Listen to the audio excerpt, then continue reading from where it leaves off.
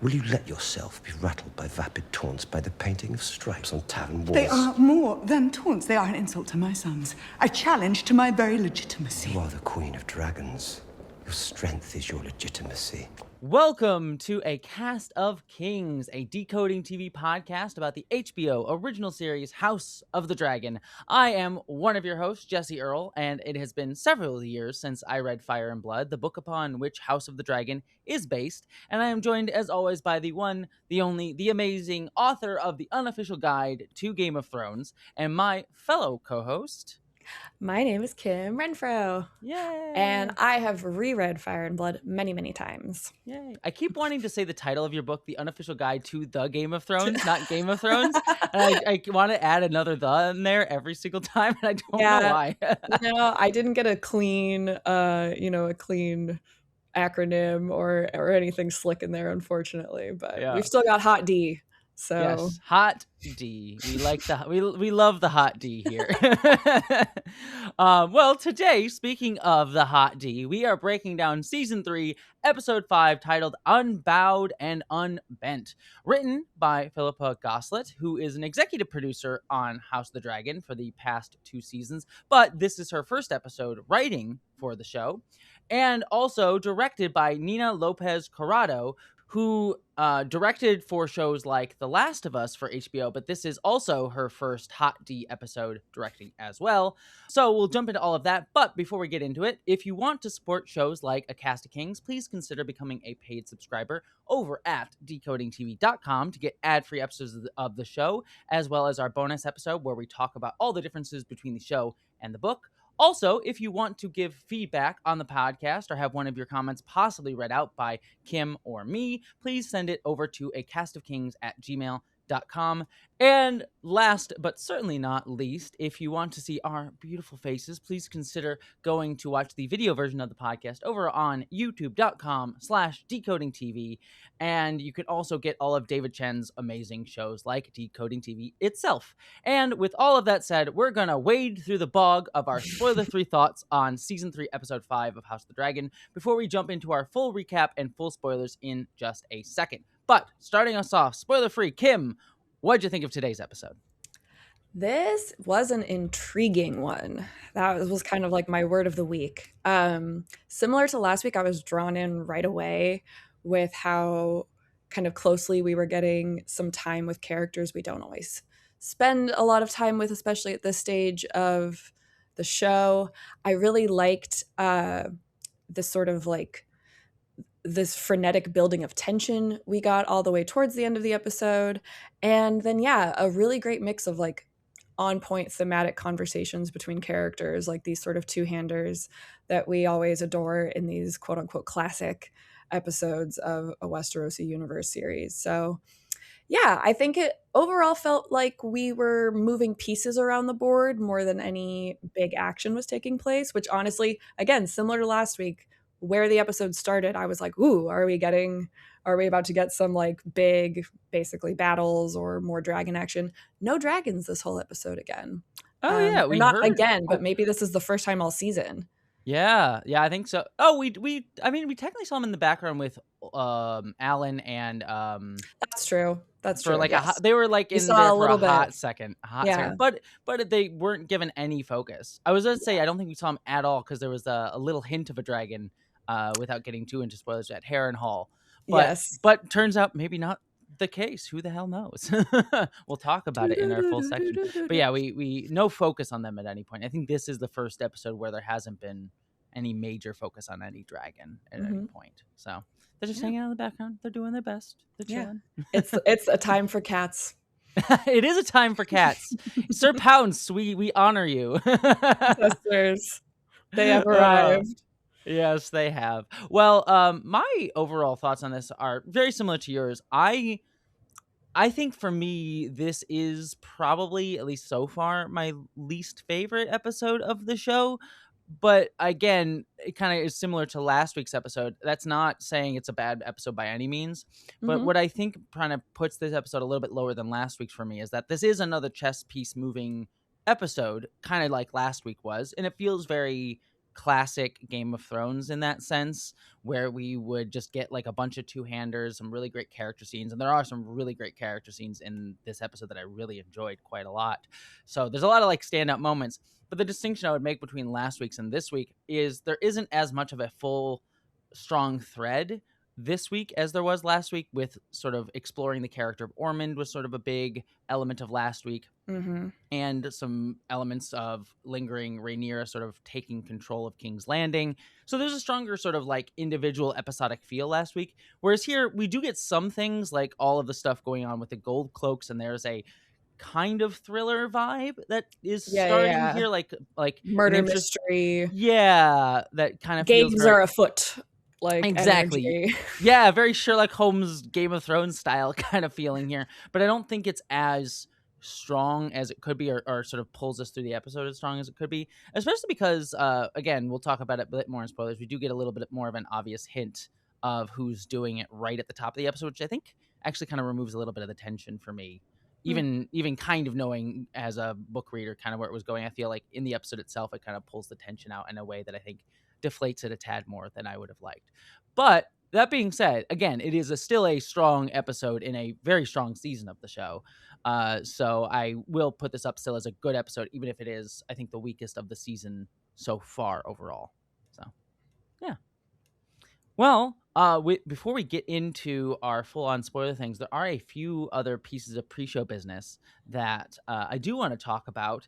A few things that I saw this week that I just want to share with all of you listeners is there was a couple videos and articles by folks that I just found interesting about the show. One is by a friend of mine who is a fellow YouTuber and video analyst, content creator. Her name is Princess Weeks. If you have not heard of her, she does amazing videos on many numerous topics, especially considering she's also queer and a woman of color. So she always writes from that perspective, but certainly also is a huge nerd and talks about many things. She's also a big Magic the Gathering fan. But I reference her because she put out a really good video this past week talking about her feelings as a woman of color and the depiction of Rhaena when it relates to Daemon's relationship with her and how she's sort of been changed from the books from the character of Sheep Stealer. So I'm not going to fully go into that just yet. She doesn't spoil anything from the books necessarily because she's only talking about what's on the show. But just in case you don't want to be sort of comparing anything to show, I'll just link her video down the show notes. But I wanted to call it out because it's a really good video and I think highlights some important criticisms about the series so far. I'll play a little clip right here for all of you, but go check it out if you want the full context of it. So Nettles in A Song of Ice and Fire, in Fire and Blood, is a young Black girl who is able, through her cunning, through her tenacity, and through patience, is able to tame and ride the dragon Sheep Stealer. In the show, Ryan Condal explained that he didn't want to have a breakup between Rhaenyra and Daemon with infidelity, because one of the theories about Nettles is that she was either Daemon's lover or he treated her in a paternal way. So they decided to collapse that character with Rhaena, who has a much more supporting role in the dance. She's kind of doing the political game. She gets to have the life that Sansa wished she could have had when she was in Westeros, kind of thing. And I believe that would have been a really interesting storyline, that as we are seeing Rhaenyra struggle with how to rule as a woman, to have Rhaena be with Jane Eyre and learning how to rule as a woman with total control of your femininity. That would have been a really interesting storyline, especially since Jane Eyre is so, and I love every time she shows up on the screen. So rather than having either a really interesting female political power play or have a young Black girl undermine the, pseudo white supremacist mythology of the Targaryens, we have a storyline where Daemon has to be paternal towards a daughter that he's never had a full conversation with up until this very episode. One other thing that I just wanted to share that I thought was really cute, and I sent to you, Kim, this past week while we were chatting in our sort of group chat sort of thing, is apparently the trans community has adopted Sheep Stealer into the trans community, which is a thing that happens in many queer community of like, we just claim like random people, like the Black Shark is sort of like a trans mascot. And a lot of trans people are like, look, he has the little underbite and he's just trying to take care of people and he just wants to share love. This feels very trans affirming. And I think it's adorable and so cute, especially because, as you might remember, I said on the very first episode of the season when we saw him, my wife and I also were just like, look at his cute little underbite. And we're both trans too. So I'm like, I guess he just resonates. He does. I'm glad that he has properly been adorned in the heart of the trans community. I also love Sheep Stealer. And I think that like having this example of a wild dragon who, feeds his bonded rider back with the sheep and is really, trying to do his best, got thrown in the deep end there. And now he's like, no, please, I need a nap. That was really overstimulating. I totally get it. Get it. So many trans people just need a nap because we are overstimulated. I feel like right now, I think a lot of people just need a nap beyond just the trans community. Very valid. And then just a couple things that I also want to touch upon. We got a few wonderful emails from everybody. I'm not going to read them all out, but I just want to shout out H. Moore. Thank you for your kind words of MacGruber love. And Catherine Thinking, thank you for email on Helena's pregnancy. You mentioned we skipped over talking about Helena's pregnancy in depth last week. We did talk about it on the bonus episode because we didn't necessarily want to get too into book stuff that Kim and I know. So if you want our thoughts on that, check that bonus episode out. I'll be very obviously talk about it this week. But yes, Kim, did you have a thing? Also, maybe just a side note, like a programming note or whatever. I sometimes don't want to get too in depth in something like that reveal that was given so little additional context or even dialogue in the episode yet. So I was kind of waiting to see where we would go with it. And then of course this episode, we get a ton more detail and actual information between both the characters about what this means to them, what it's setting up or not setting up. And so that was part of why I was like, wow, that happened. And now I'm not sure what else to say about it. So yeah. It is just like a thing that happened last week. And we're like, well, we'll discuss it when we'll discuss it. And then obviously we talk book stuff as it relates to it in the bonus episode. Check that out if you're curious. So, but I also, it like really does make a difference when we hear from listeners on like what it is that they have more questions about. Yeah. Anything that we might have missed. Like people, I love when we get to share in the wealth of information going on with all these episodes because there's so much to dig into. Yeah, that is one thing. If you ever do feel, and please feel free to email us. We love hearing back from you. And, we have certainly our focuses and interests, but obviously there's so much to dig into with this show because it is a really deep show. So please let us know what you're interested in. If there's anything you want us to dig into, we'd love to hear it. And speaking of which, one of our listeners, Charlie Kinrose, did send us an email. And I just want to note for this email, that the listener did note that they have not read the book. So anything that I say in this email is just their speculation, not anything that is potentially maybe coming up. But I did want to read it out because they had some interesting thoughts. Hey, Charlie from Melbourne, Australia here. Loving the podcast. Just listening to you talk about Ulf and how he's not being treated well. I find this plot line annoying as if Rhaenyra wouldn't foresee that this guy could easily turn on her if Aemon so much as offers him a castle or a lordship. Wouldn't you just be really nice to him and keep him on side? Him switching sides would be a game changer. Silly. Shows and movies seem to do this a lot. Treat a certain servant terribly only to have them betray them, and it never feels believable and is annoying to watch. And yeah, I just wanted to call that out because it is, and I'm curious your thoughts on this, Kim. It is one of those things that is, I sort of bat back and forth in my brain of how much I think it's an interesting character beat and how much I find frustrating to watch because you can see easily how Rhaenyra would make this mistake. She is, like, as much as she tries to think of herself as on the side of the people, we clearly see as we get into this episode, she has her own self-concerns about legitimacy and wanting to legitimize herself. And then also at the same time being, from the upper class and always kind of looking down at people. And then also being a Targaryen who see themselves even above the nobility of Westeros. So I think there's an interesting thing of that comes out in her scenes with Ulf.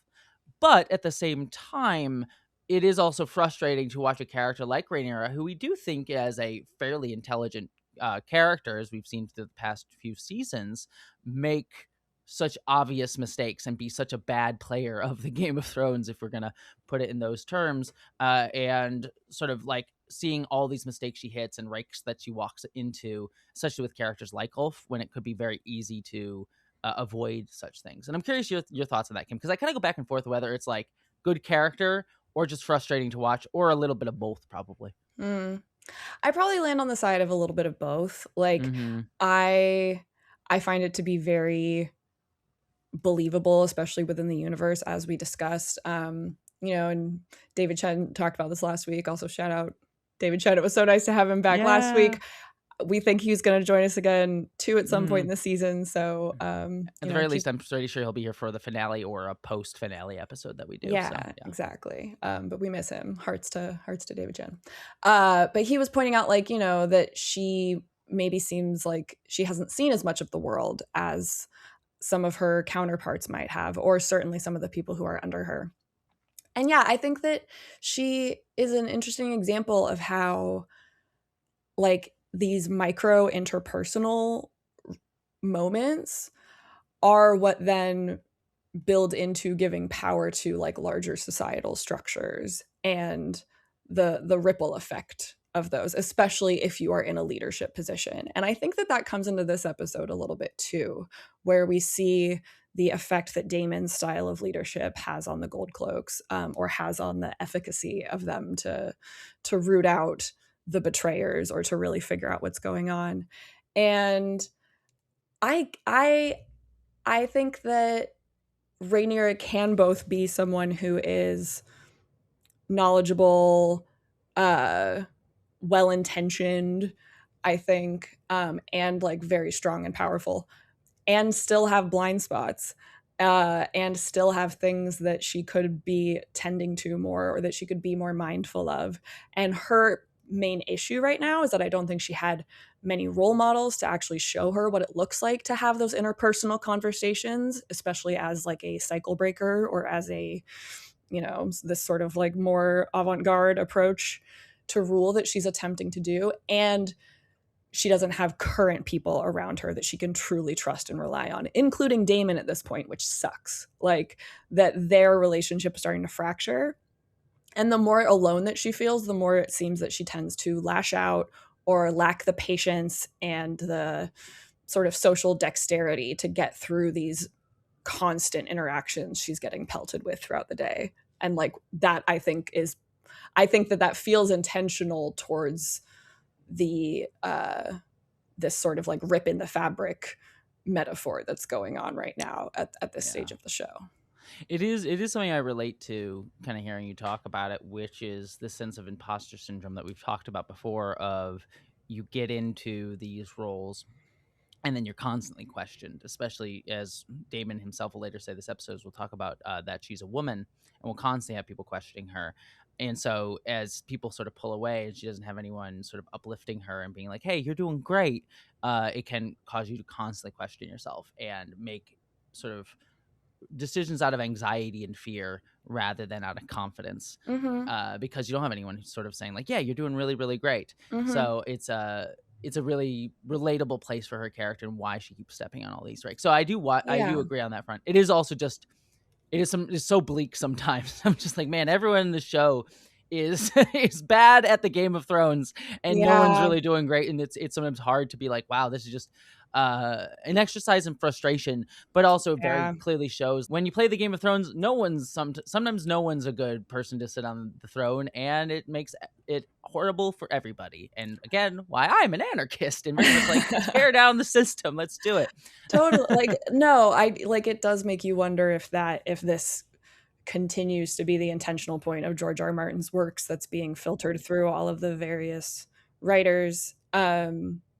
Because I share in that frustration of being like, man, it would be great to see someone be like really competent at this. And I suppose we've gotten flashes of that through like Tyrion, but again, Tyrion wasn't king. Tyrion was hand of the king. Like, anytime that we get into those little like competency waves of things kind of rolling well, someone is suffering all the while. So right, maybe the point is, and again, that's why the throne is melted in the end, and we're all barreling towards this idea of no longer ceding to monarchy in Westeros. But yeah, it Just need a is good frustrating Bran, to watch it. Who has the best Who story? else has a better story? And Bran the Broken Golly. cries. But with all of that said, let us jump into Kim's wonderful breakdown of this week's episode. We start off with the fabric of Westerosi society coming apart. Just very, very simple. Sir Christon Cole is officially on a death march in this week's episode, determined to fight the River Lords and Winter Wolves until the last of his men has been butchered. Meanwhile, Vhagar seems just as AWOL as Cole, reportedly burning up small villages and bridges, while Aemon Targaryen is entrapped at Harenhal by Alice Rivers. Kim, what did you think of this element of the episode? I loved immediately starting off with kind of revisiting young Oscar Tully, who very much gives me little like Robb Stark vibes. I love when we get these parallels of what it's like to have these actual very young men in Westeros have to carry the weight of leadership. And I just think that little Oscar Tully is a great example of this. He wears it well. I'm like, ooh, this kid knows his shit. I'm in. Yeah. He's holding his own against these two older men. I think that similar to like when we saw their little victory celebration scene earlier in this season, this was like that little slice of competency porn of the episode. It was like, okay, this is how like 3 leaders can each like come together, strategize, pivot, and then clearly it works by the end of the episode. We don't know that at the start here, but I immediately was like, okay, yeah, go get him. Go get Christon Cole. Get him. Wow, okay. You got very bloodthirsty there for a second. Hot damn.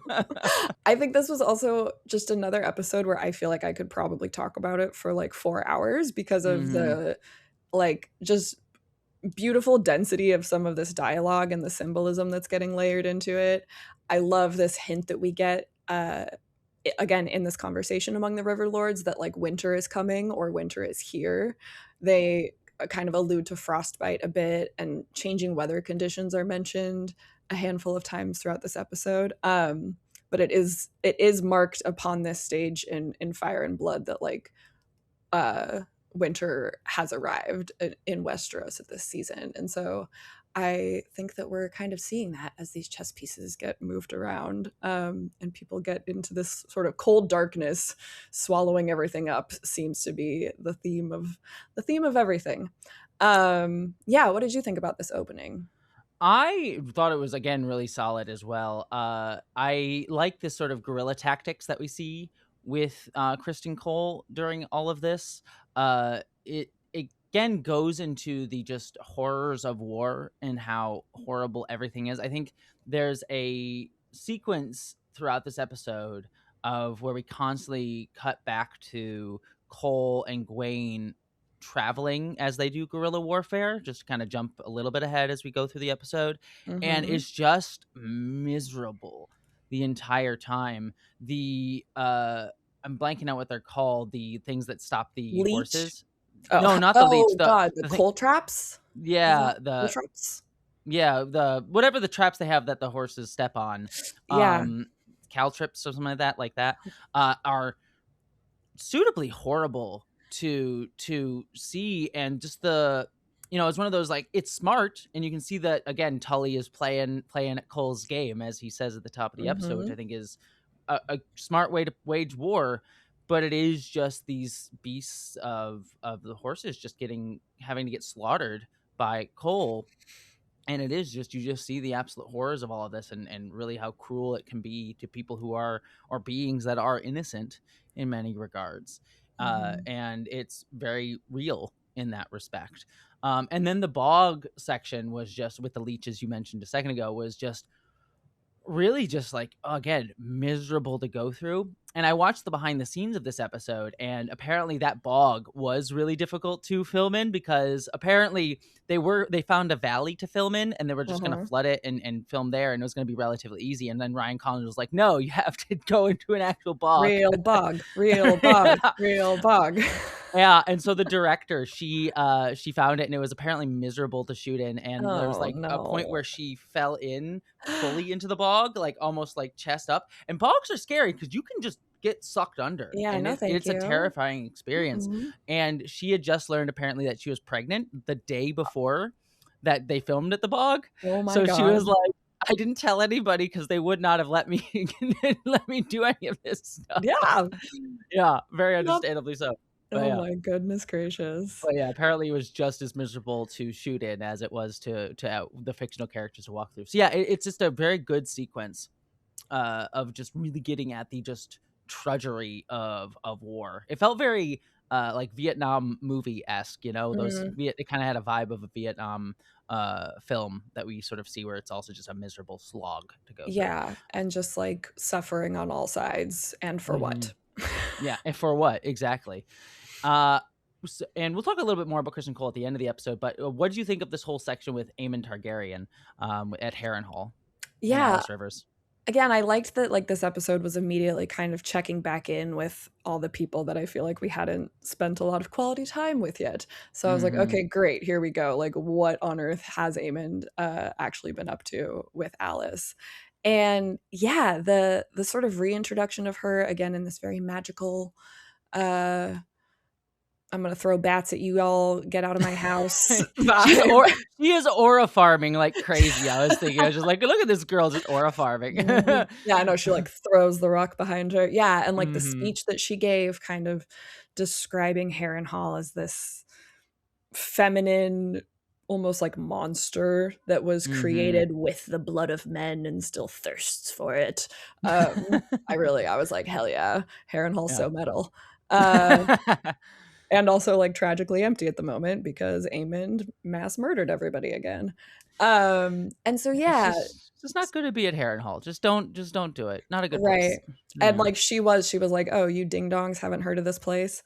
I also liked that she, you know, that it brings a very clear through line of the consequence of Rhaenyra's decision to put out a bounty on Aemon's head is that, well, the result is that anyone who thinks that they stand a chance at this fight and is desperate for gold, which it turns out like everybody in Westeros is right now, what you're really doing is sending a bunch of assassins into a castle.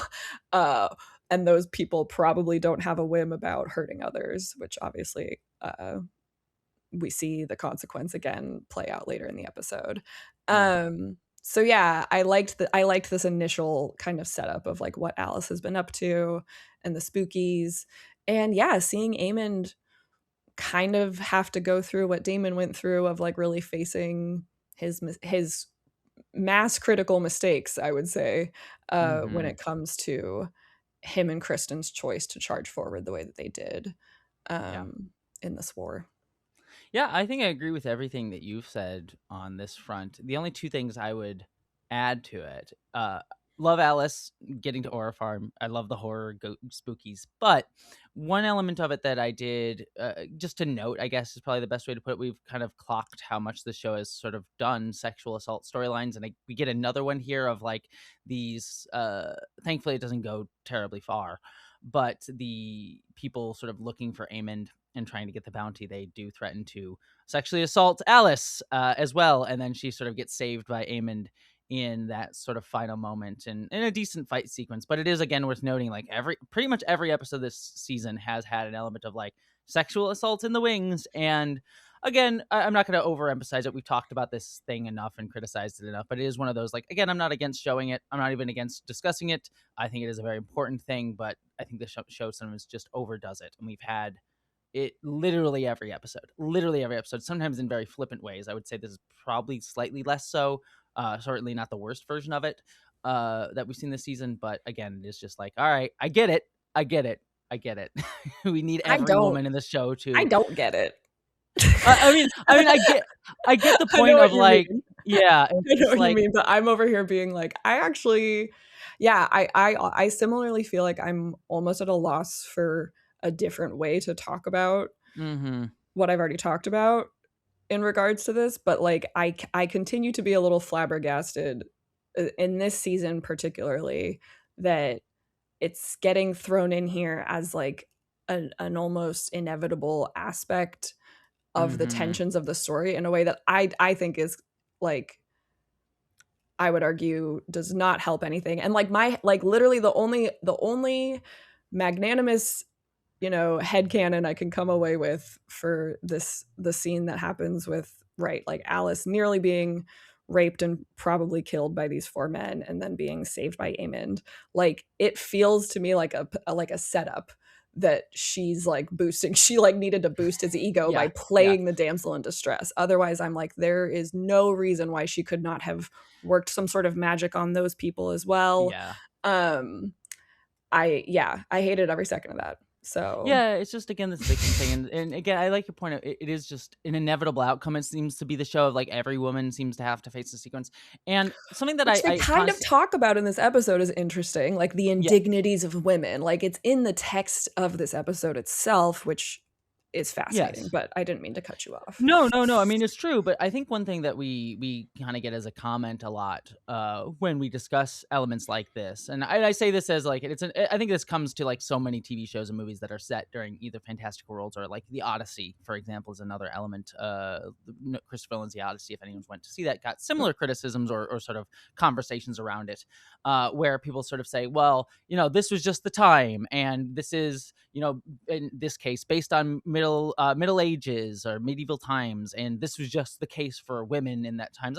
And I certainly there were less structures of institutional support for women, even less so than today, and certainly things are still not great for women who face sexual assault today, but certainly less so back then. And so there is truth to that, but it also wasn't some inevitability that every single woman would face this every single moment. And so the fact that this show, I think every single woman in the show, every single woman character, without fail, has faced that a overt element of sexual assault, feels a bit overdoing it. Like, I struggle to think of a single woman character who has not faced that, and it is Either domestic abuse or sexual abuse at the hands of a man.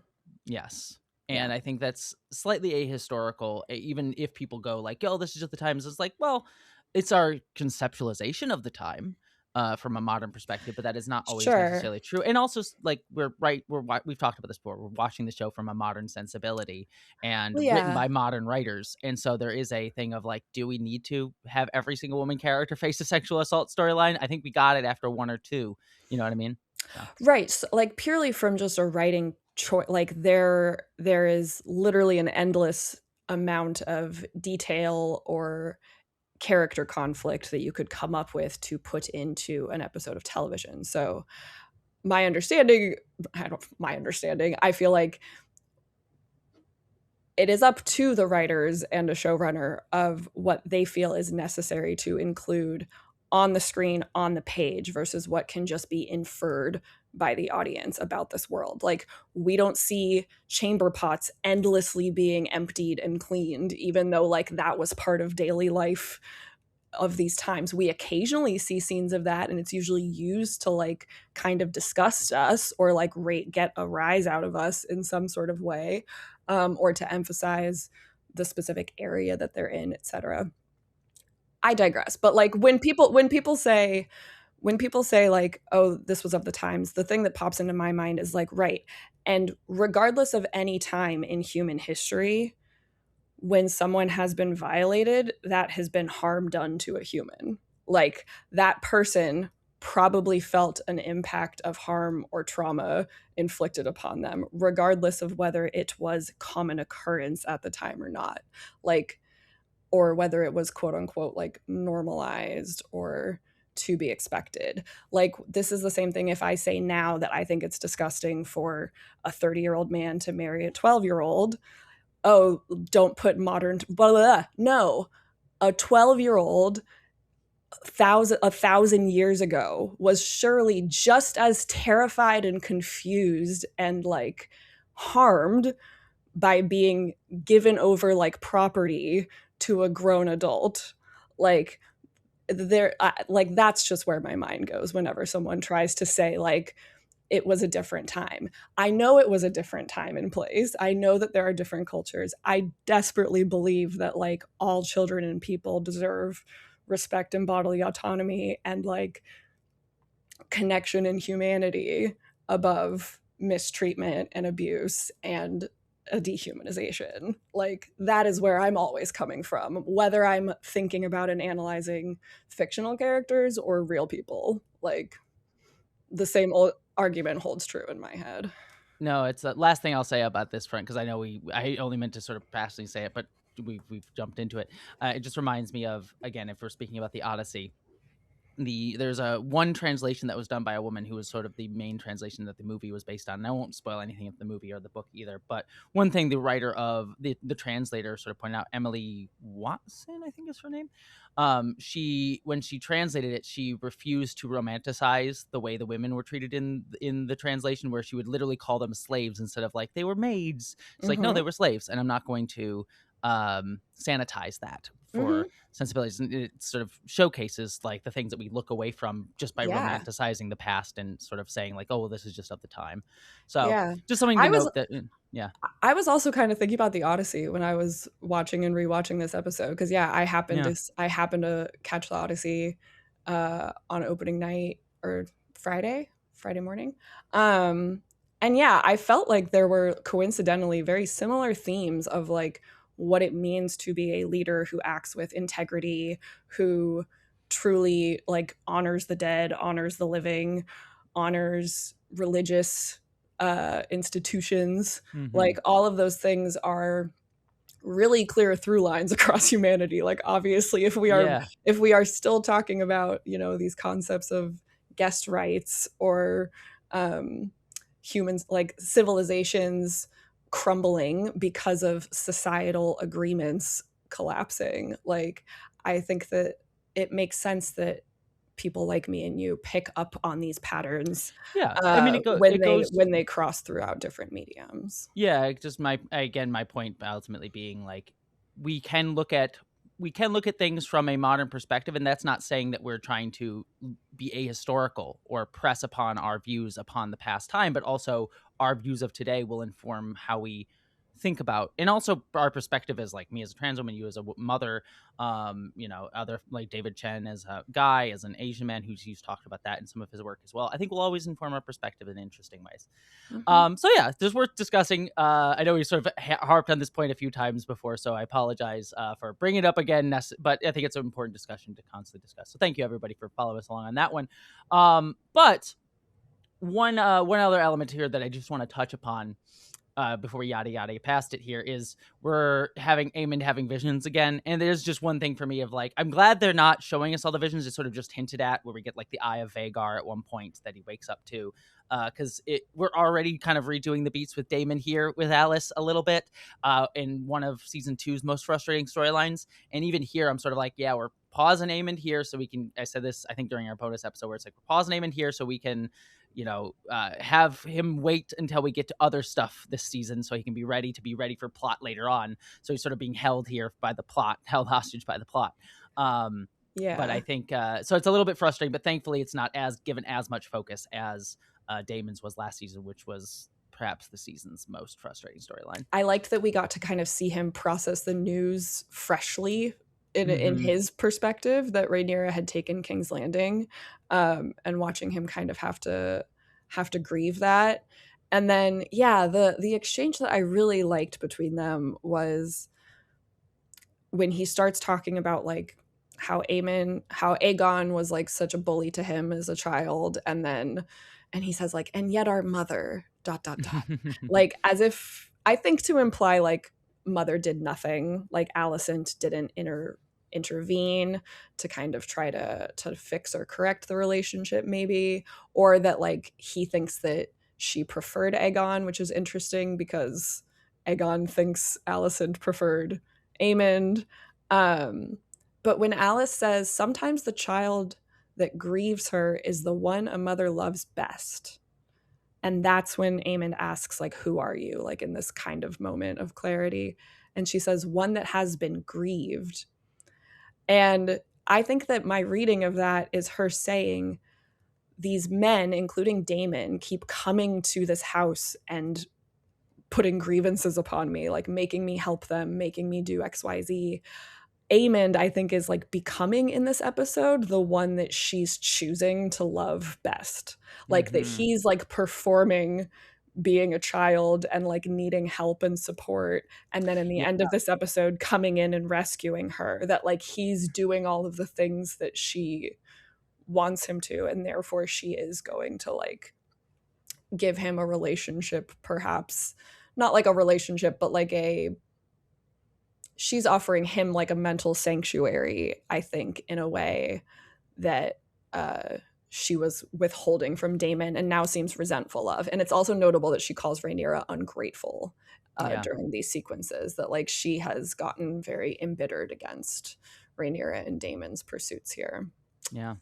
Yeah, it also hints that she was a mother and sort of that backstory for her as well, which I like. And then the Oedipal complex continues for Aemond.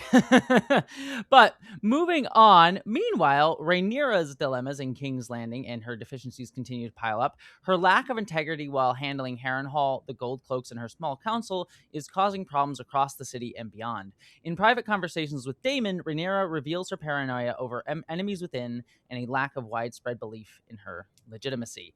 One thing I'll start off just mentioning here that I really liked, as much as Daemon can be an awful person, I will say in this episode, I was like, Daemon's kind of correct. He's a truth teller. He is very much a truth teller. There's two kind of scenes here where we'll jump back to the small council in a minute, but just to focus on this, where Rhaenyra sort of orders Daemon to go and look for Vhagar, and he says, I'll do it at a time of my choosing, but I'll do it. And she sort of calls him out. It's like, you're constantly questioning my authority.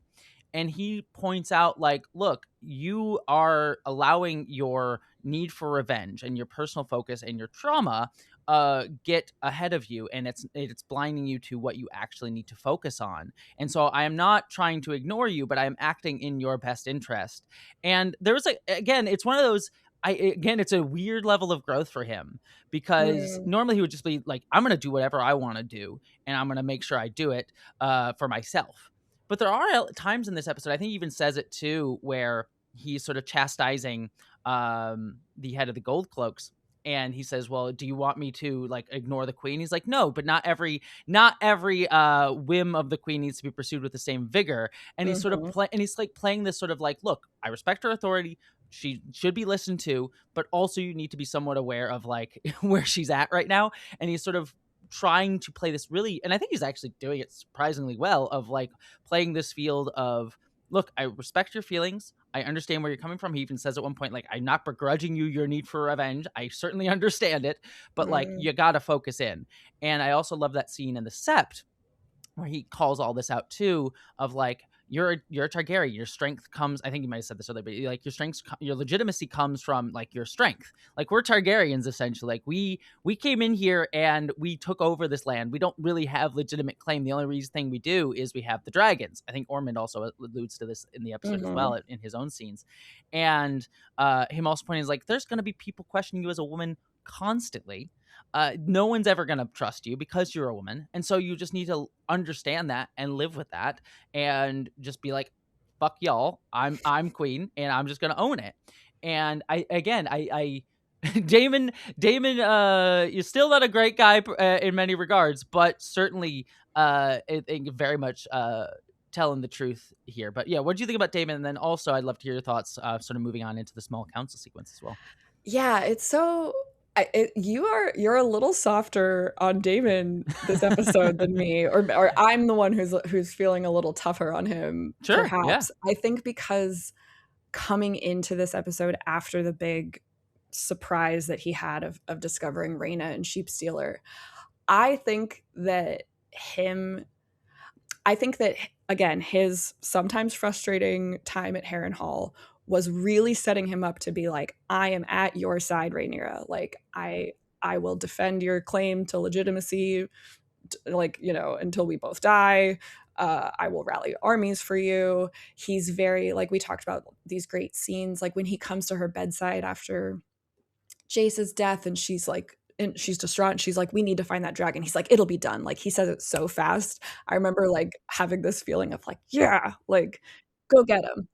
And I think that him feeling the need, I think understandably, to lie to Rhaenyra about not, quote unquote, or discovering Sheepstealer's rider and killing him is starting to cause this like fracture between them. And he does tell her some truthful things in this episode. And I do agree, like when he's talking to Sir Luther, I thought that that was like a good shining moment for him, in terms of like seeming to have some good diplomacy and ideas. But he also lies to Rhaenyra a handful of times in this episode, or at the very least, like minimizes her fears in a way that I think is adding to the problem.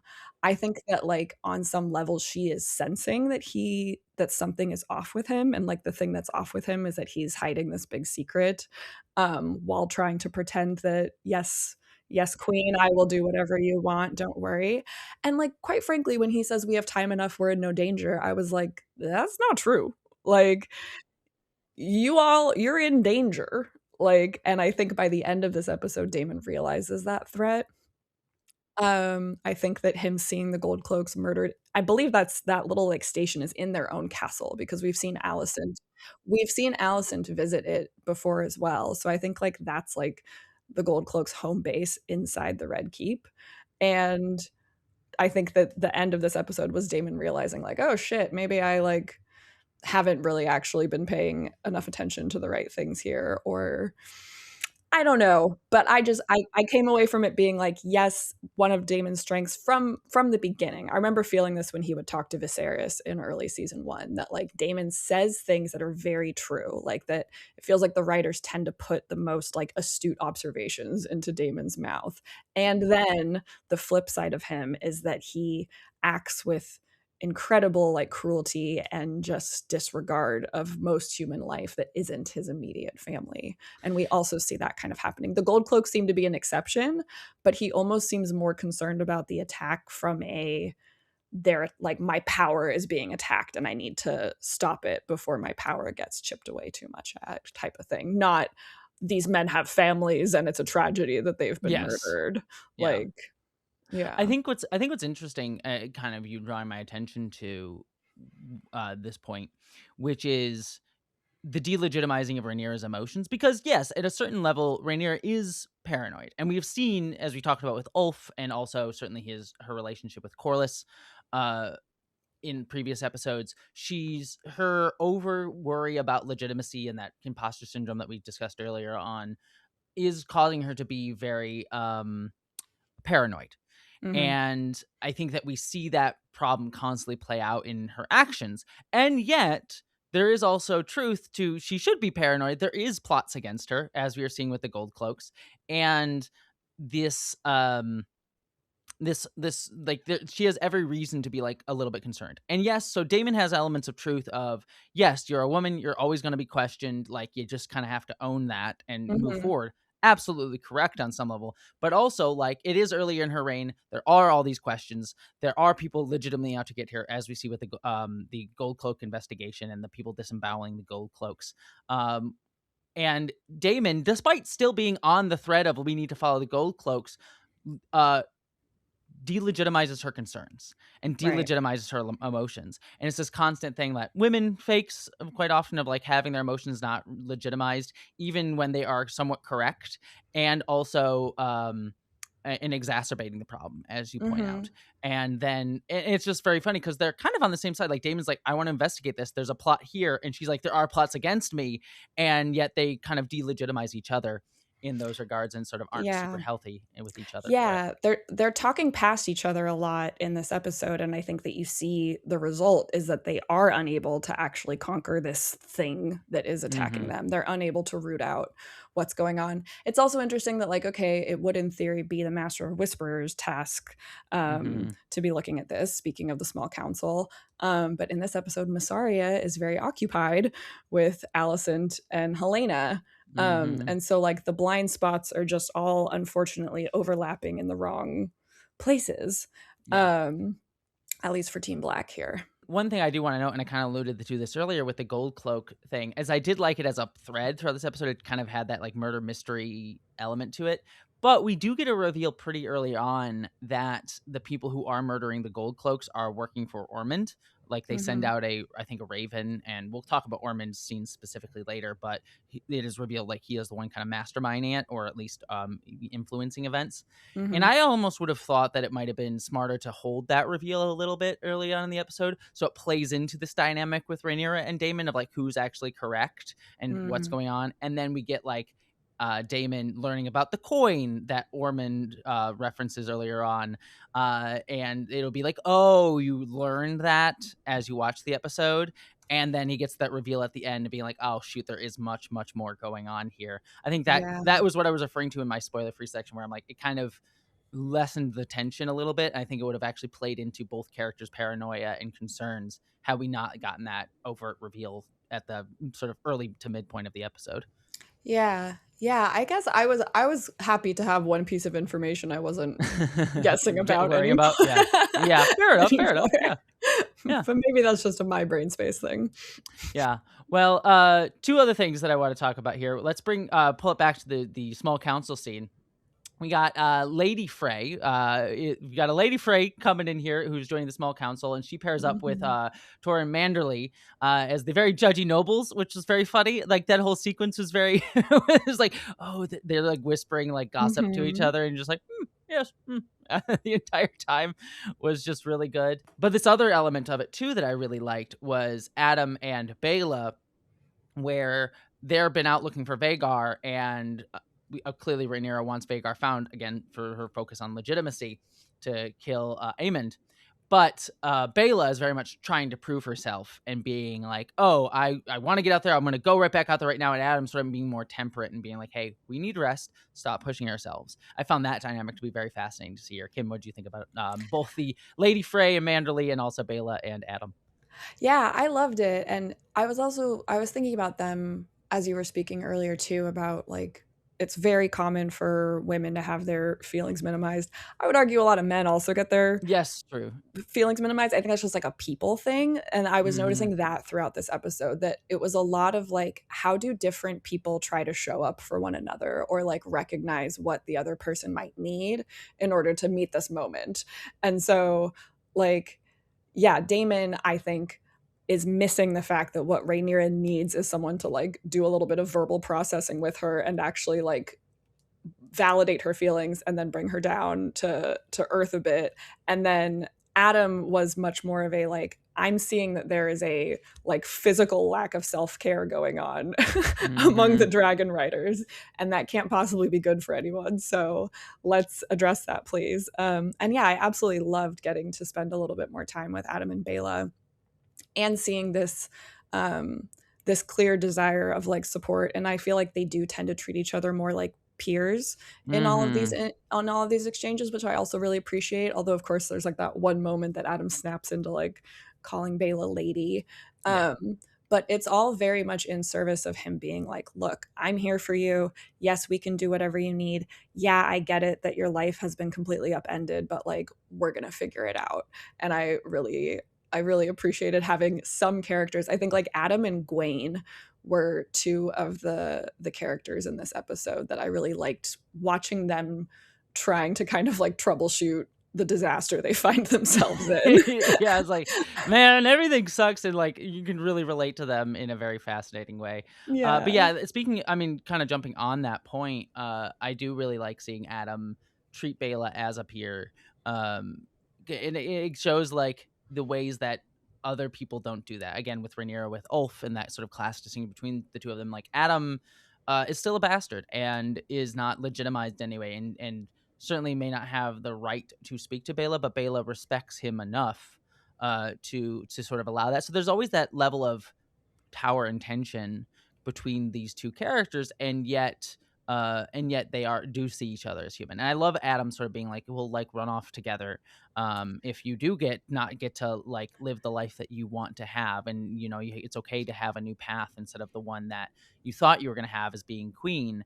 And I thought that was a very humanizing moment for both of those characters, and I liked that, and it spoke well of Adam quite a lot to me.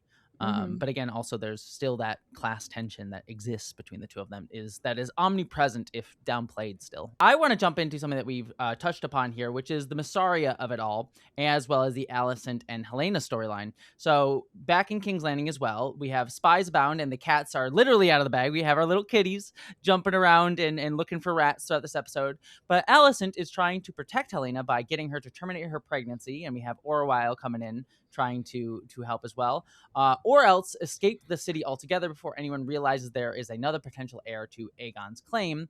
But we also have Missaria confronting Alicent over both the abortification tea, as you put it in our notes, I like that as a term, and then her later attempt to escape in disguise with Helena. The two women form a strange truce around the shared chips on their shoulder they have about Rhaenyra's inconstant attention. And then we also get a sequence where Alicent and Helena find a secret passage in the castle and sneak into the tunnels, but lose their way and also their light during that sequence, which is pretty terrifying. So yeah, what do you think, Kim, of all of the stuff with Missaria, Alicent, and Helena? I loved the types of conversations / confrontations happening between Helena and Alicent in this episode. I feel like we don't often see a woman trying to pressure another woman into effectively having an abortion. It's funny, the moon tea, side note, moon tea is kind of like a little bit of like a magical convenience narrative thing where it doesn't function the same way that modern medicine does. So just a note on that. You look, I can accept dragons, but abortion tea is too far for me. I was really proud of Helena in this episode for standing her ground and being like, no, you can't tell me what to do. This is my body. It's mine. And Alicent was giving me really big. Have you ever heard the phrase, every accusation is a confession? Oh, yeah, of course. Yeah.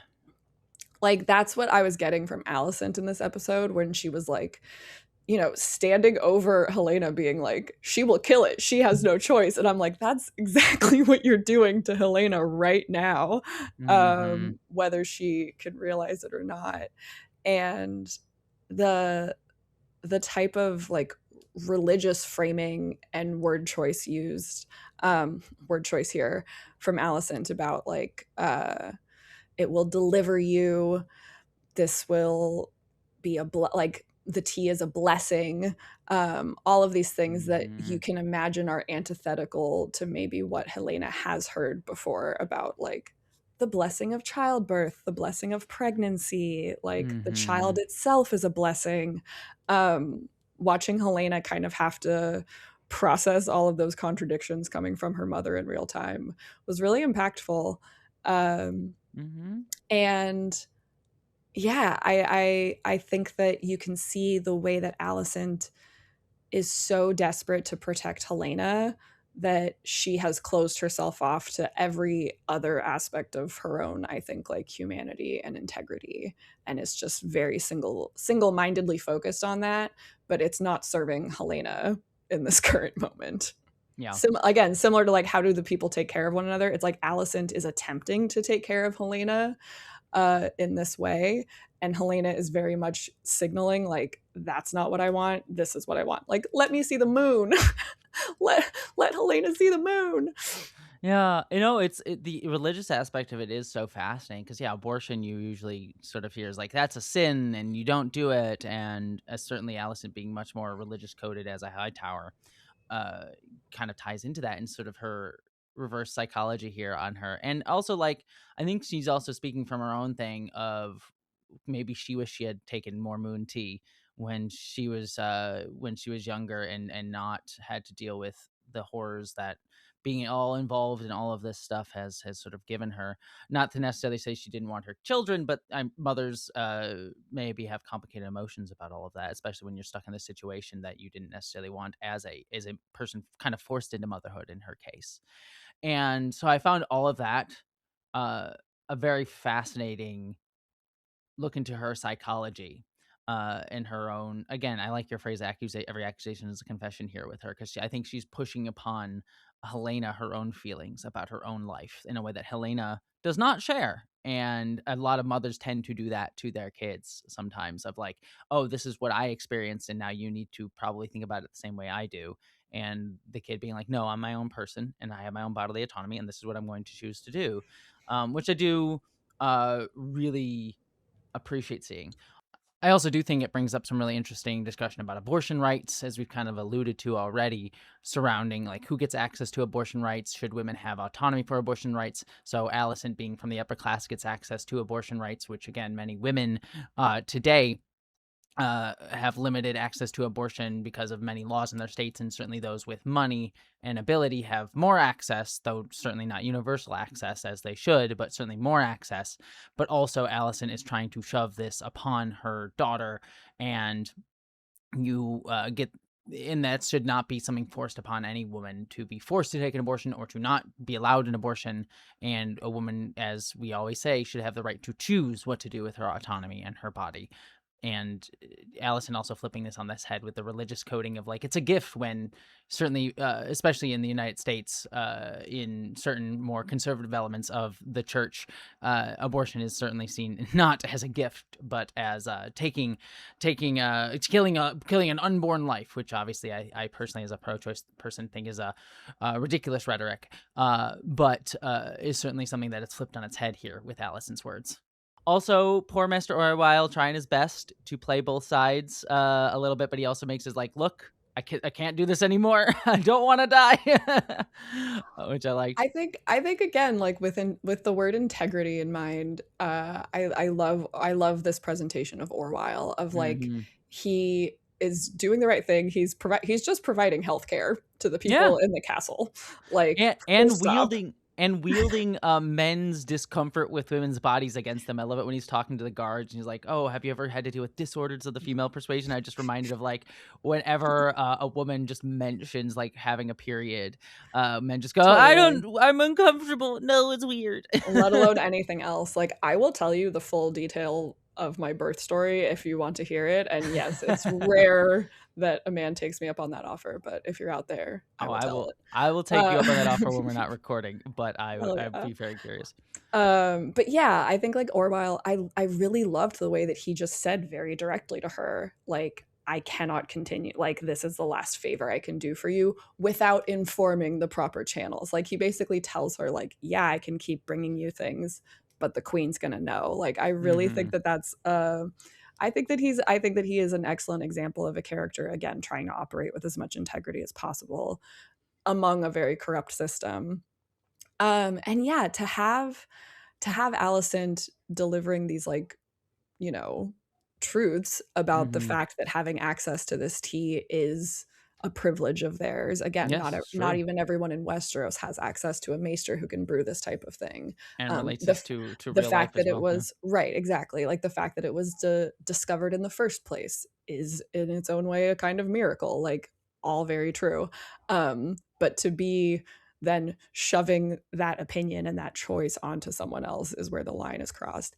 And I think it's also just interesting that Allison, again, is having to completely cut herself off from viewing her own grandchildren, like Jaehaera, again, as worthy of saving, as worthy of the same level as protection as Helena. And so again, that in itself means that like the intention behind this gets corrupted. And Helena, I think, is rightfully picking up on that and calls her out on it. Like, again, I loved Helena in this episode for being like, you always look away when you lie. Like, I know you're not telling the truth about wanting the best for Jaehaera. You're not. Again, Allison has rightful fears about, if this baby is a boy, your life is in danger.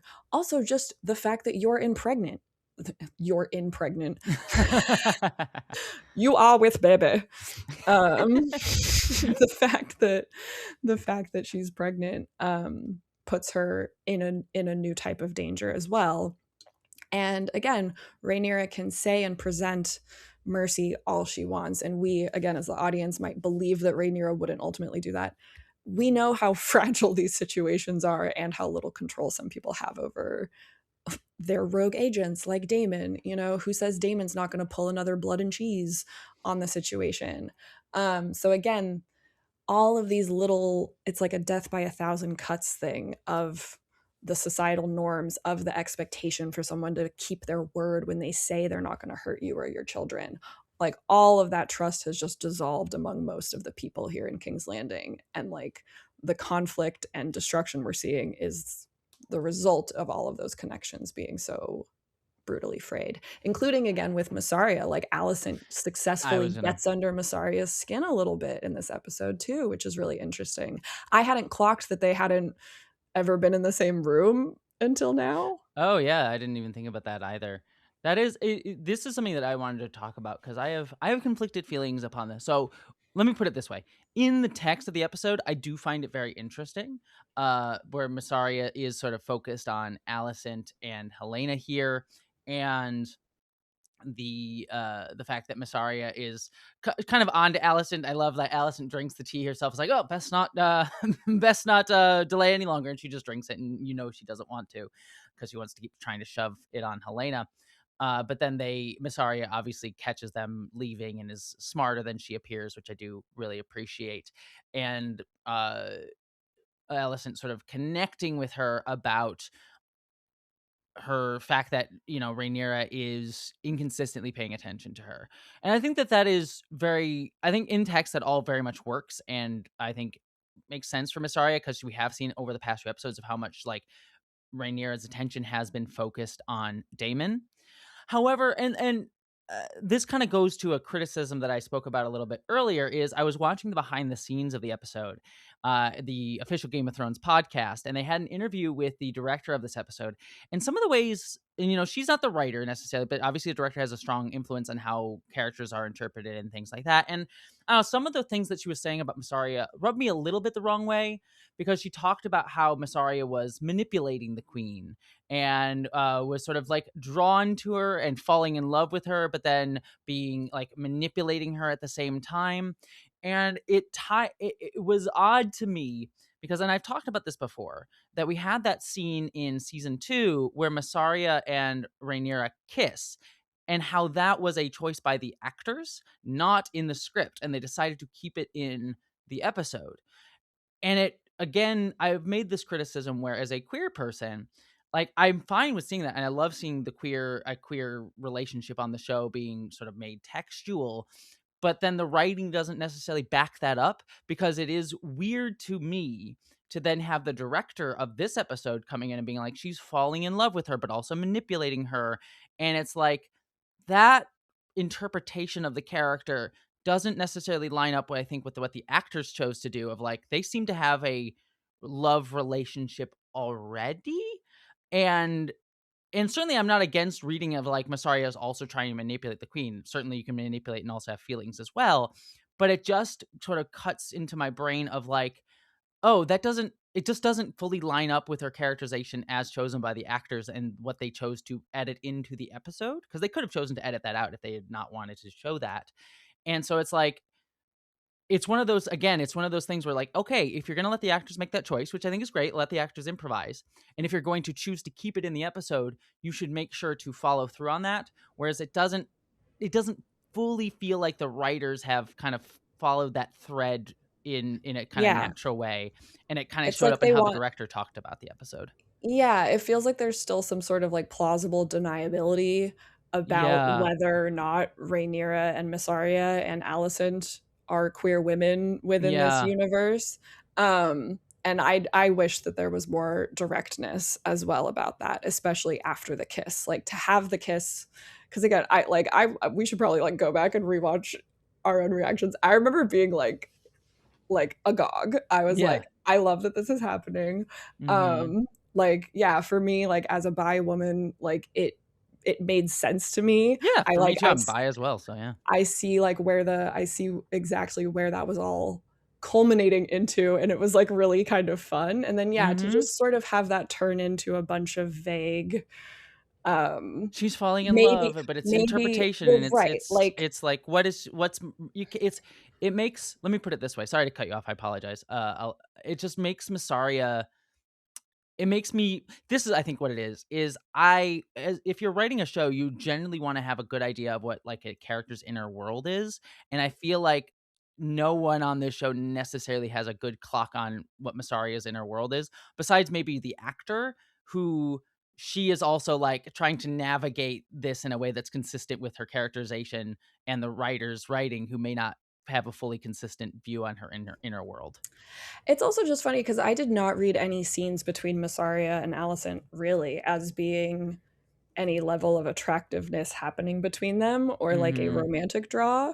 I certainly felt that going on with Rhaenyra and Massaria, but in these scenes, it read much more to me as like Massaria making the choice to respect Alicent's autonomy in this moment, and like they kind of like sort of came to a truce, and then when like the double deception happens of Massaria catching them trying to escape, you know, Alicent really starts laying it on thick about like bathing in the warmth of Rhaenyra's light. And like, again, like, yes, there's like a little bit of these allusions to like, oh, is Rhaenyra treating you a little bit special too? But I think that all of that makes sense under the guise of like, not under the guise, but under the interpretation of like, again, just like peer to peer in this castle. Yeah. Are you feeling like you are in Rhaenyra's inner circle, or are you out of it? Yeah.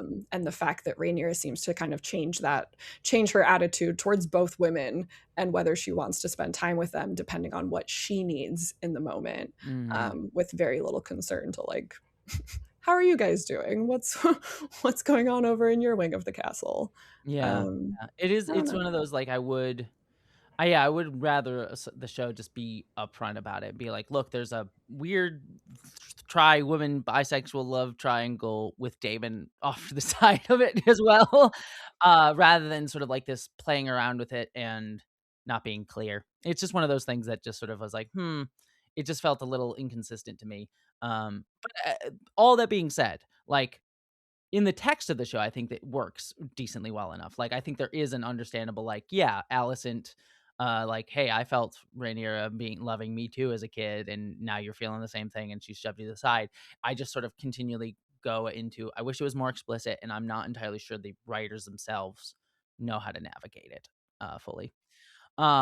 Well, we also just get a quick little moment here where there's an interesting side plot in the episode where Rhaenyra has a hesitancy to see Joffrey, who was sort of sent away earlier on. Kim, did you want to talk about this a little bit? Yeah, I found this to be a pretty important detail to Rhaenyra's state of mind in the episode, given how obviously torn up she is over Jace's death, Luke's death. Her desire to have Joffrey come back to King's Landing, I think, was in part because she no longer wanted her children far away from her. Although, as we know, little Aegon and Viserys have also been sent away. They were on the boat that Rhaena was meant to be on.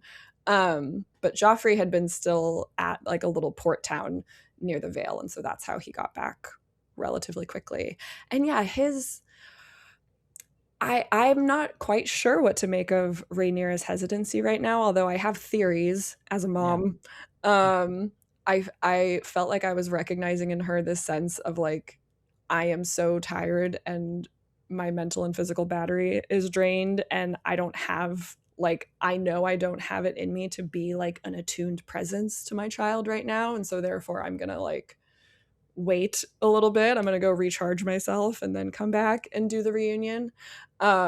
Maybe she was sensing that. Maybe it was a bit of fear about like, will he respond differently to her now that it's been a little while? I think it's probably been at least several months in the show's timeline.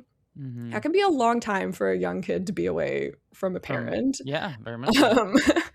And then, yeah, the fact that like she got that news right at the end of this conversation with Daemon and her arguments about like legitimacy, maybe being confronted by her last living son with Harwin Strong was just a little bit too much for her to bear in that moment. But yeah, I don't know. What was your read on those moments? I mean, I don't have anything much different to add than what you had. It was just mainly like, again, this interesting, I think for me is she's having all of these feelings about Jace and her other dead children. And I think bringing Joffrey into this, she sort of is like, I'm having so many mixed feelings about my other kids that are now dead. Do I bring Joffrey in, who may die in this situation? Do I want to bring him into this world as well? Maybe even, and this isn't textual, but certainly I could understand if this was a direction they took the character in of, am I a bad mom? And maybe I shouldn't be near him at all. So I think all of those are elements, but there's not enough clear read on exactly why just yet, and I'm sure will be a textual conversation as we go into later in the season or even next season, as Joffrey may or may not come back. But it's an interesting element. I guess I'll put it there, but I will need a little. It's kind of the same thing with Helena's pregnancy last week, where it's like, is it interesting? But I need a little bit more context as to hints at to what Rhaenyra's internal life is about this topic to be able to fully get a read on it. But I think there are numerous interesting ways that you could take the character read on it. But let us jump over to our sequence here with Lord Ormond Hightower. He continues plaguing Rhaenyra from Tumbleton. As we noted, he is sort of behind the plot to kill the Gold Cloaks, as we sort of see him get a letter from the people that he's working with there. He's ordered new wooden battlements built around the market town, and he ordered Darren to be instructed in the history of House Hightower's forebears as he prepares to be crowned king. And even as we got here, which becomes a clue later on for Daemon, make some coins. He's like, look, I got some coins made. You should be really proud of this. One other thing too, I just wanted to note from the behind the scenes of this episode that I got, the kind of Game of Thrones chessboard that they're playing there. That is a game from George R. Martin's actual books. I'm going to terribly mispronounce this, but it's Cyvasse, I think, Cyvasse. So it is mentioned. Yes, it is mentioned in the books. However, it was never actually shown in any of the show up until this point. And for this episode, it was actually really cool. They spent a whole time on this. They invented the whole game. So it is its own game with its own rules. They create a very complicated thing. They based it on what George R. Martin based it on, which was Stratego and chess. So they came up with their whole rules. And there were some cool things with it where it's mentioned in the books that the opponents couldn't see their own setups. So you don't see it in this episode, but they built sleeves, kind of like Battleship, where you put the sleeves up and you can't see your opponent's side as you set up all your pieces, and then you remove the pieces. So it's very Battleship-y, or Stratego as well. And also one thing during the episode is they had a black light where on the board, sort of in black light, that the moves that all the actors had to do were on the board. So the actors could remember what they were doing and just sort of quickly look like, okay, this piece moves here. This is what I do here. So I just thought that was a very, very cool thing. And actually was something that they spent, just for this scene, they spent a ton of time on, and building the board and crafting the board. So just really shout out to the technical team on that. I thought it was very, very cool. Yeah. But yeah, what did you think about all of the stuff with Ormond Hightower? I was kind of surprised to see so little of Ormond in this episode after kind of this big barn burner entrance he got last week. And yet what we got was still incredibly deep and telling. I think especially when it comes to his clear pattern of lashing out and being most likely physically abusive to Daron, if not just emotionally abusive and belittling.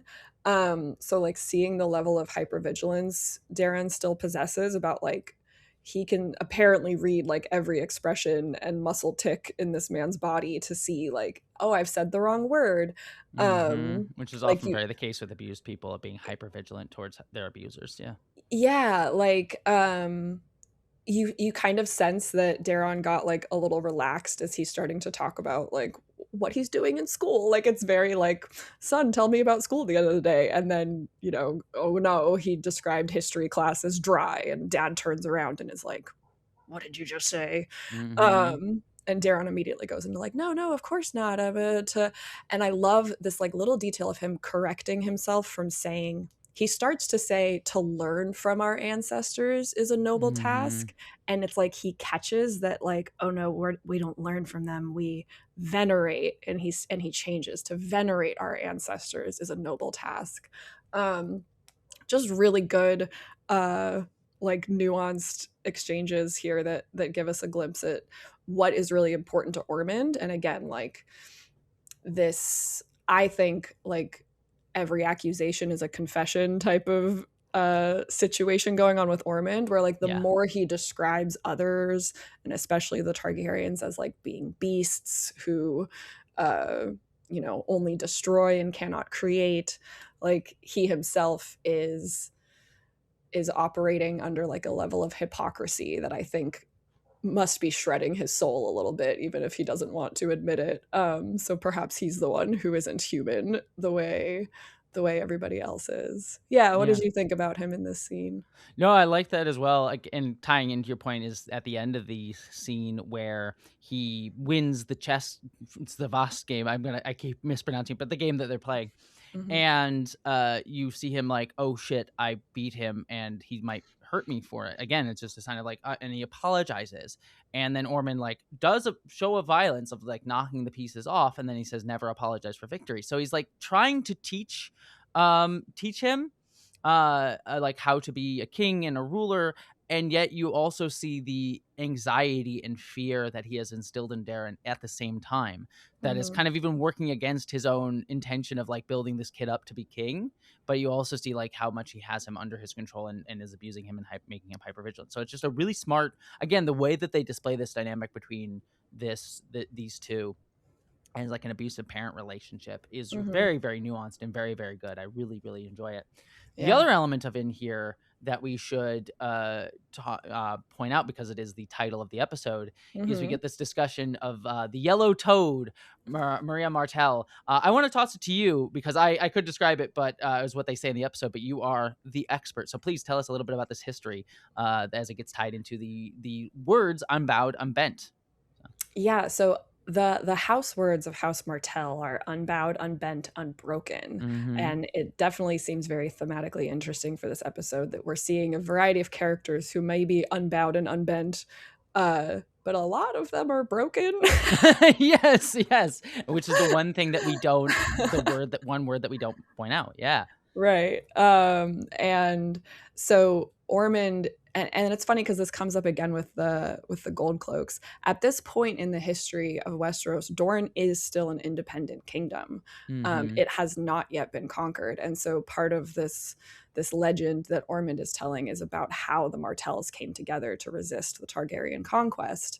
And it's interesting that Ormond is saying that, you know, this woman was, I think, like he claims she was the only woman who had a military mind. Only one ever. I believe he literally says only woman ever granted a military mind. I know. And she was ugly as a result. Right. Like, and she was smart, but she definitely wasn't fuckable. Let me let me tell you. Not allowed to be both.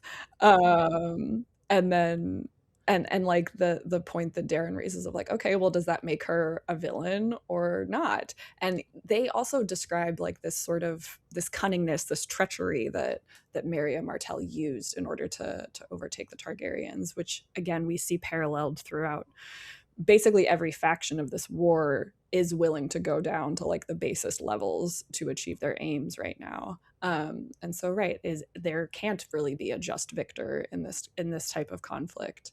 But it's interesting that Lord Ormond and the High Towers in his mind kind of again venerate Maria Martell to a degree as at least an example of how to put up a resistance to this Targaryen invasion as he sees it. Also, maybe worth noting, just like the timeline here, it's been 130 years since that happened in this history. So Aegon's conquest was 130 years prior to... Well, not within living memory, but close to. Yeah, very, very recent. And yeah, it's an interesting thing too with Darren, because he does ask that question, like villain or hero. And it sort of points to like where he sits in this, because he is, Ormond is trying to raise him up as a high tower, but he's also Targaryen. And so there's this element of like, do I view her, the Yellow Toad as a hero for resisting the Targaryens, as Ormond is doing as well, or a villain because resisted the Targaryen rule and what is sort of seen as the rightful, maybe too strong a word, but the current rulers of Westeros. And sort of that interesting dichotomy there, one person's hero is another person's villain in history. and Ormond sort of relating the tale as like, oh, I venerate them as a people who resisted Targaryens is very fascinating, even within his sexism in all of that. So yeah, and one other thing too, we'll talk about it towards the end, but thematically throughout this episode, I like that you pointed out, like, we don't get the word unbroken because we do have broken characters. And as we see with Christon Cole, he evokes, just in terms of the word choice, I think he says unbowed or unbent. He says one of those two words, I forget which one. Yeah. At the end of the episode. And again, we clearly see him as a character who is very much broken, but is certainly just like, I am going to keep doing what I'm doing in a very fatalistic way. Boys got depression, let me tell you. And I think that that's just an interesting thematic thread throughout this episode that we're clearly meant to have our attention drawn to by the fact that Cole uses the word completely incidentally. Definitely the word choice by the writers to sort of draw our attention to that point. And I think it was the pilot where I'm pretty sure it was young Allison goes like, I heard he's Dornish, like about Christon Cole. So again, kind of like bringing his and fetishizing him too in that way as well. Yeah, totally. Which is, again, speaks to class, the fetishization of foreigners by the upper class. And then also tossing them aside, which, she kind of does. And then Christon Cole gets all butthurt about it and being his own misogynistic self as well. So again, complicated dynamics within all of that. I just want to say this is, of course, A Cast of Kings, a Decoding TV podcast. Don't forget, if you want to support the show, please consider becoming a paid subscriber at decodingtv.com, where you can get ad-free episodes of the show, as well as our bonus episode where we talk about book to show comparisons. Really quickly, Kim, where can people find you out there on the interwebs? Lately, I've been on Instagram at Mick, M-I-K _Renfro. Yeah. Mick is Kim backwards. That's where that came from. Very clever. I love it. And also don't forget to check out Kim's book, The Ultimate Guide to Game of Thrones, not The Game of Thrones. So please go check out that. That'll be in the show notes. You can also find me at Jessie Gender on YouTube, where I do video essays and things like that. I am currently reviewing Star Trek Strange New Worlds, which is starting its own season for this week over on my secondary channel, Jessie Gender After Dark. So if you are a Star Trek fan and nerd, please go check that out. But let us jump into the other elements of this episode and the sort of ending. One storyline we have not touched upon yet is Larys Strong and Aegon Targaryen try to spend their day away from the castle while planning to find transportation. Aegon is certainly trying to go find his brother Aemond and get revenge, even though as Larys quickly points out, that is a fool's errand. He does not have any ability to deal with that. Aegon begins lamenting his childhood woes, but Larys puts him in his place. And Tylan surprises both of them by still being alive after his little time in the drink, showing up at the castle. And Aegon kills again to keep his identity and therefore location secret. And in the behind the scenes stuff of this episode, Ryan Condal describes that sequence where Aegon sort of kills the guy and says, "You can call me your grace," is him getting his groove back. Towards the end of this episode, Aegon gets his groove back and stops being so self-flagellating, as Larys puts it. But yeah, this was a really, I think, powerful sequence. I think mostly on the back of Larys' speech to Aegon. In this bit where he kind of goes into him, it's like, you just keep self-flagellating yourself and you're self-hating, and you had every advantage. Like, literally your dragon was named after the sun, and you were you were set up to be king. You have every single advantage in the world, and yet you toss it away and blame your brother. Like, he actually worked for it, and you just settled on mediocrity. And I love his last line. It's like, you were a bad king, but worst of all, you are a bad man, or a terrible man. And I really just like that, again, truth-telling to Aegon. I think this is very most direct I think I've ever seen anyone be with him, and something he probably needed a little bit more of when he was growing up, but certainly did not get and did not respect, even when it came from, someone like his mother.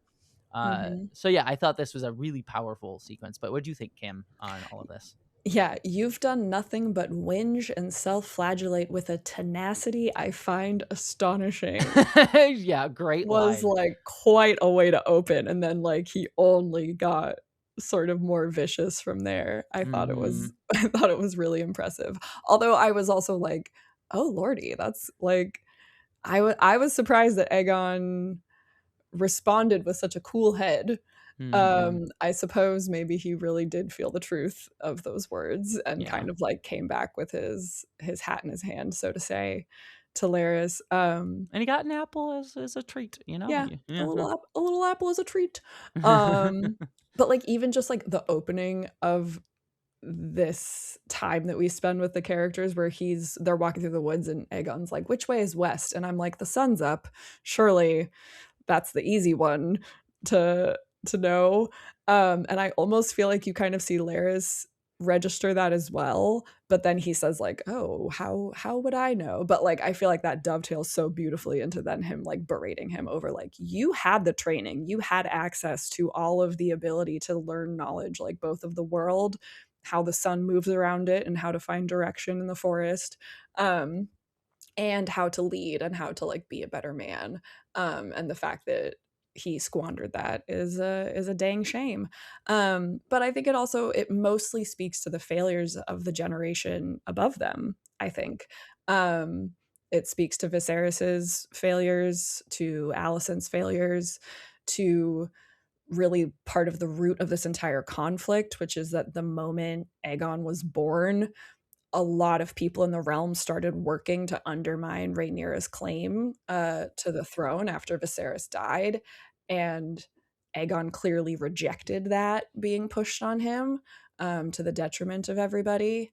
And also, like, maybe we don't spend enough time talking about how, like, Laris is, like, a real agent of evil chaos in all of this. Like, he sits there all cool-headed and, like, strategizing and, like, everything's gonna work out, which belies, like, the level of, again, like, cruelty and cunning that he has executed ever since the first season of the show. Like, never forget the first murders we saw at Harenhal were him having his own brother and father burned alive within the castle walls.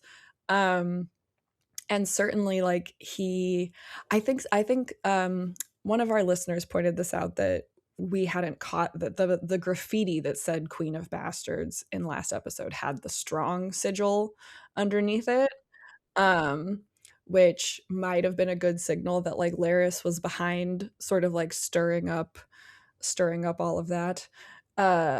And so And also hints that people believe that the bastards were strong. That's what the message was targeted more at, than this notion that she's raising up bastards around her, like the dragon riders and the dragon seeds. But still, yeah, just like, again, really, really great scene, but with two characters that have a lot of skeletons in their closets. Yes, and it's funny to watch them kind of duke about. Yeah. Also, I was wondering, I feel like we didn't see the weapon almost intentionally, but I think Aegon stabbed that guy with his dragon scale, with Sunfire's dragon scale. I think that's what he was holding in his hand. I actually was thinking when Laris was saying all this to Aegon during his first season, and because he's looking at the dragon scale, and I'm like, that's very pointy. I almost thought he might like go at Laris with it and try to hit him with it, but he doesn't. And so I think that's very correct that he might have used the dragon scale. It would have been very symbolic to kill this guy who saw his crown and figured out who he was. Also really nice to see our boy Tywin Lannister show him back up again after his time in the drink. I do love when he shows up. Laris is like, oh my god, or like, yeah, I forget exactly what he said, but he has this like, oh shit, hells, I think, yeah, something like that. It was very, very funny. And then they're sort of like talking. I do love the bit too where they're just chatting about, what's the plan? We shouldn't go across the sea. I'm done with ships, as he says, which I think is very funny. Understandable, my guy. And being like, we should, raise him up here and all of that stuff and figure out what to do. And they're sort of making plans. And then Aegon just stabs the guy, and you just see Laris going like, oh. Man, you just gotta keep making it difficult for me. I'm trying so hard. I mean, I understand. I think Aegon was right. Hey guys, stop bickering about like whether or not it's nice to go stay in Essos for a little bit and pay attention to your guy back there. Like they totally left him vulnerable while they were kind of like arguing amongst themselves what the best course of action would be. And so Yeah. for Laris to be like, and of course that's what happened. Well, I mean, it points out too how much he is just a pawn to the two of them. Like, yes, there's this truth telling Laris is saying to Aegon as a person, but at the end of the day, like, Laris just sees Aegon as a pawn for his own use in all of this as well. So yeah, everyone's just an object and not a person. Which again, why I like the stuff between Bela and Adam. Again, people treating each other like humans. What a shock in this world. Well, a couple of quick little pieces just pick up upon, because we touched upon it earlier, but we didn't fully get around to it. We have, Helena and Alicent talking together, where Helena does not want to leave her kid, but Alicent does. Jaehaera, I should mention, but Alicent sort of talks her into it. They try to escape as maids, but Mysaria catches them, but then they try to escape again through inside the walls, and they sort of get stuck in the darkness, and that's where we leave them.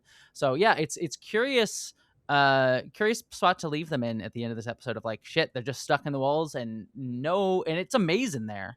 So they may have difficulty finding their way out. I think isn't there stories, you correct me on this if I'm wrong, but isn't there stories in Game of Thrones of like servants getting stuck in there and getting killed or lost or things like that? I believe the lore is that was one of the things that like Maegor the Cruel had parts of the castle expanded upon, and then killed every person who worked on it and helped create the secret tunnels so that no one but him would ever know exactly where they all were. And yeah, part of that is like, that's where all the rats are coming up through all the time. It's certainly how like the spies can get around.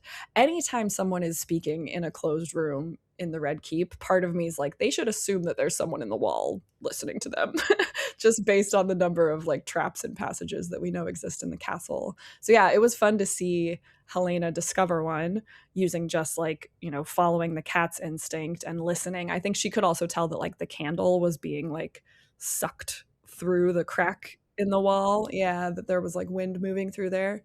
And so yeah, I really loved this buildup of like tension, and the music was really hyping up. And I'm curious to see if next week they pick up like with them still in the wall, or if it's just going to be like, oh, like, well, we tried. we found a way out, or are they going to get caught by Mysaria or someone? Yeah, really intriguing sort of cliffhanger to end this episode on. I wasn't expecting that to be where we left the story, but I thought it was really effective. Yeah, no, I thought so too. I thought it worked very, very well. I liked it a lot. One funny note too, I just found with the behind the scenes is the director of the episode. They had to like cue the cat. So when you're directing on a set, if you want to like have a cue of something, they have to like say it out loud so that people know to do it. So she kept yelling "cat" to release the cat, and people kept on set thinking she was saying "cut."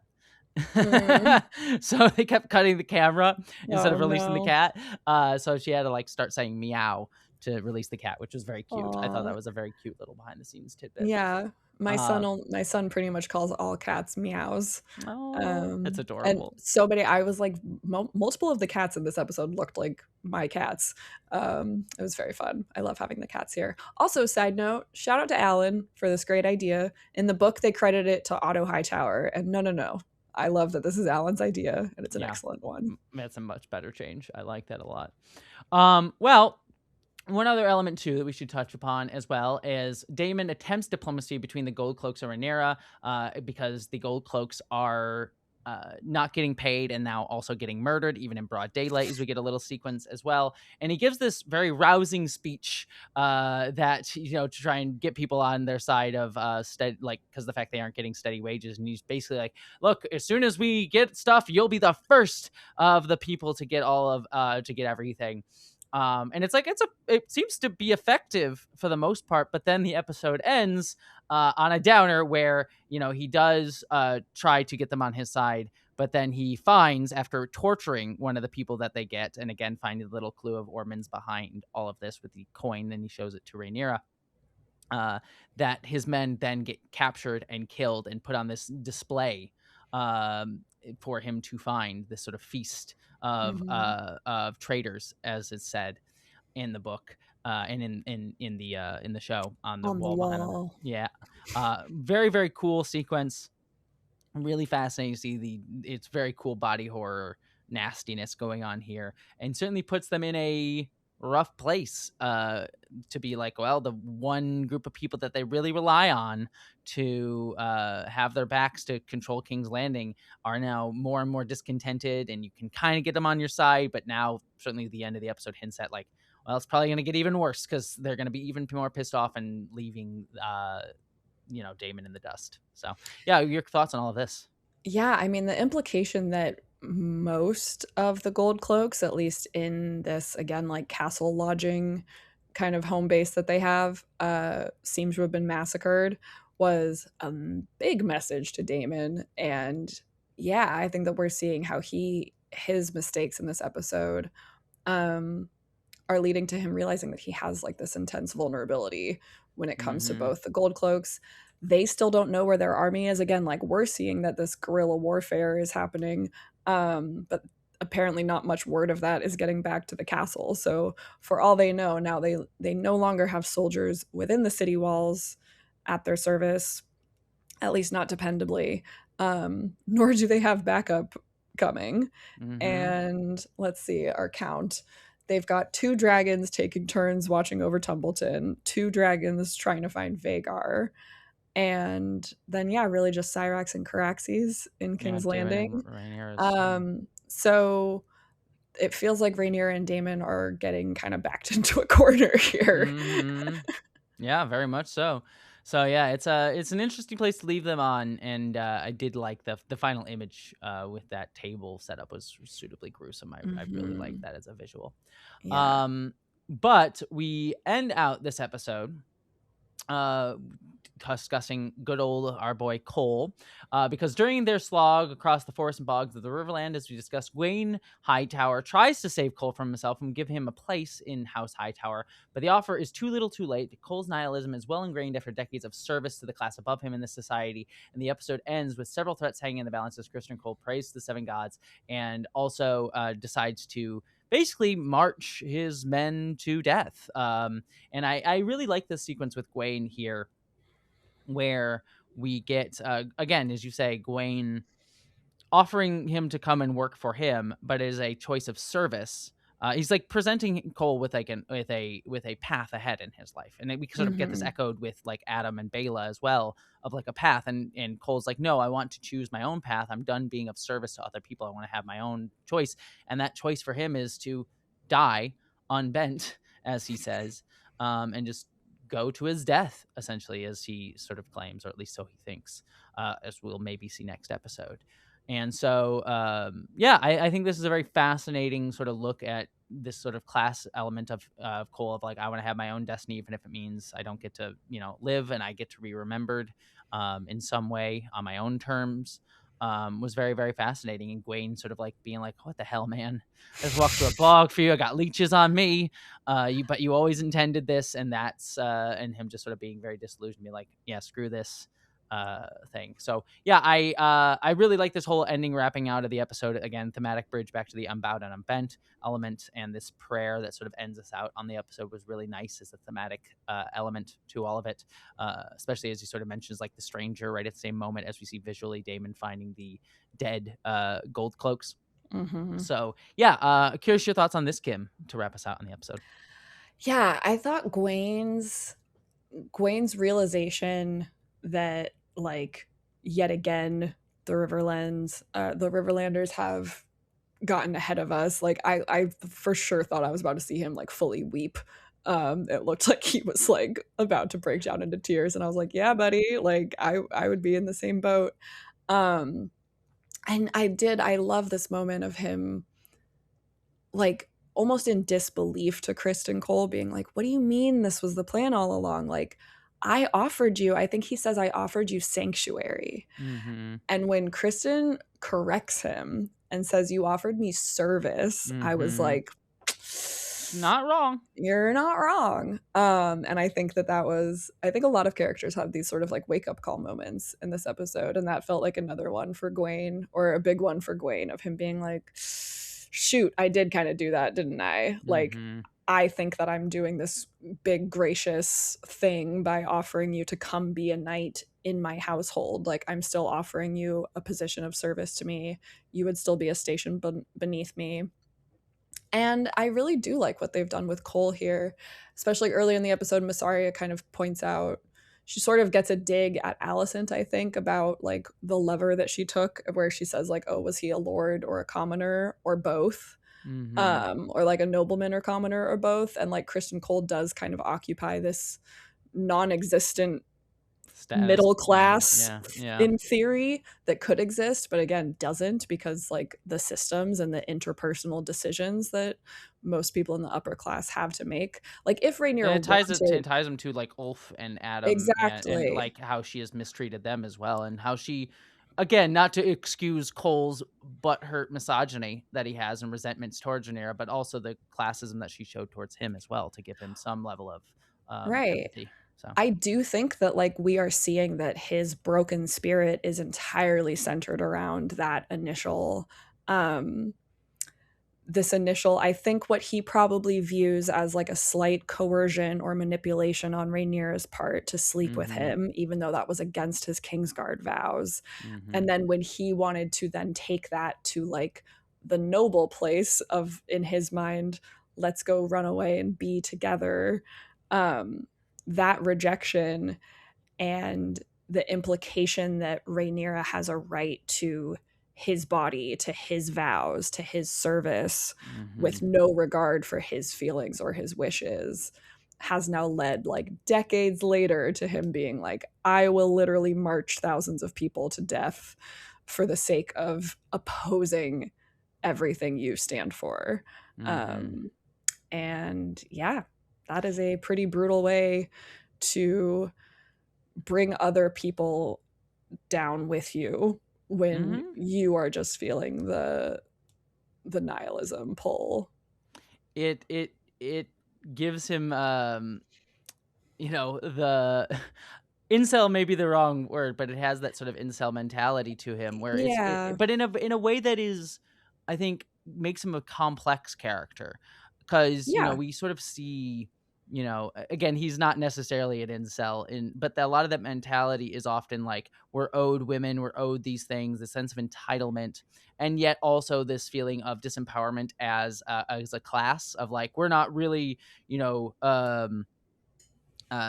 upper class men, you know, that sort of thing. And it's this way that misogyny redirects men towards ignoring the ways in which they are harmed by a classist society. And again, Cole is not exactly that, but there's a certain element here, as I mentioned, is like, he is feeling the frustrations of class. And, you know, there is a complicated thing to be said of like, Rhaenyra had power over him, but also he had power over her as a woman and a younger girl who was a kid at the time that he was over her. So like, complicated power dynamics in their relationship, but it coming out as this, as we saw in season 1, like, she's a bitch and, you know, and a very misogynistic fuel for his views. And again, it just creates this very complicated character in a way that I still think is like, I think we're supposed to ultimately view Cole as kind of a piece of shit. He is leading men to die because of his own nihilistic streak that he has here, and it's pretty awful. And I think Gwaine is understandably like, the fuck, man. But it does ultimately have a level of empathy for him, even in understanding the truly awful ways that he is expressing all of this. So again, it's a great look in this show of how class and misogyny, entitlement, all sort of interweave together to create these very complex people who I think ultimately we're like, yeah, you're terrible and I don't like you, but we certainly have understanding and empathy from where he comes from. Yeah, it's like he was misguided from a really young age, and we can understand where that lack of sort of like moral clarity and direction maybe came from. And yeah, to this point of like him, I don't like, he was ready to die on his own sword back in season 1. And I think like it is understandable that like he really put so much faith back in Alicent after that.